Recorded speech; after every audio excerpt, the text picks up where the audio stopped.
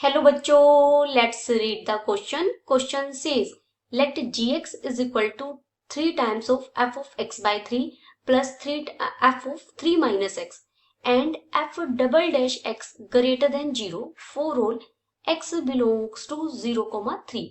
If g is decreasing in 0 to alpha, इस interval में हमारा g फंक्शन कैसा है, decreasing, and increasing in interval alpha coma 3, then f of alpha is option A is 18, option B is 24, option C is 0, option D is 20.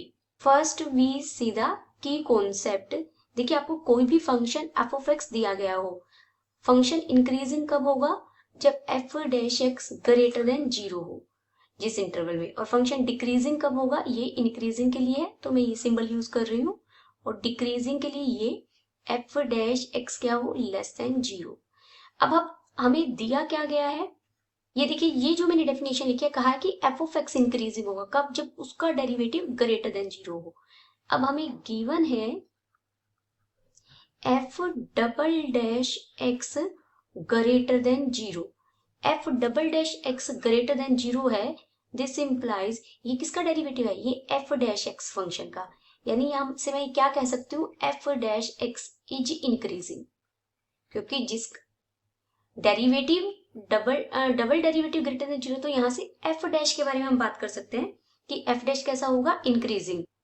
हमें gx function क्या दिया गया, देखिए gx फंक्शन है 3 times of f of x by 3 plus f of 3 minus x.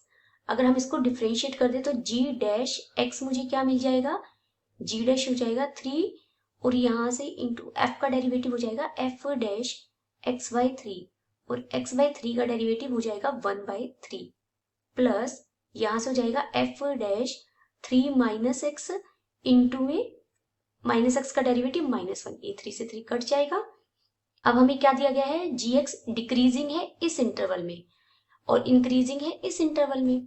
g dash अगर decreasing है इन 0 to alpha, तो हमारा देखिए g डैश x क्या है, लेस देन 0 होगा, क्योंकि g डिक्रीजिंग है, सॉरी gx डिक्रीजिंग है, तो g dash x less than 0 होगा इन इंटरवल 0 कोमा अल्फा में. g डैश x फंक्शन हमें मिला क्या है, f dash x by 3 minus f of x minus 3, ये हमारा लेस देन 0 होगा. f dash x by 3 is less than f of x minus, sorry यहाँ भी f डैश था बच्चे, तो ये f डैश x माइनस 3 हो गया. अब f डैश क्या था, हमने पीछे बात की थी, f डैश x कैसा है, इज इंक्रीजिंग. अगर f डैश इंक्रीजिंग है तो सीधी सी बात है, छोटे पॉइंट पर छोटी वैल्यू, बड़े पॉइंट पर बड़े वैल्यू. देखिए x लेस देन y होगा और फंक्शन इंक्रीजिंग है, तो f of x less than f of y होगा. इफ एंड ओनली इफ होता है ये, तो यहां से मुझे पता लगा x बाई 3 लेस होगा x माइनस 3 से, क्योंकि फंक्शन f डैश फंक्शन कैसा है, इंक्रीजिंग.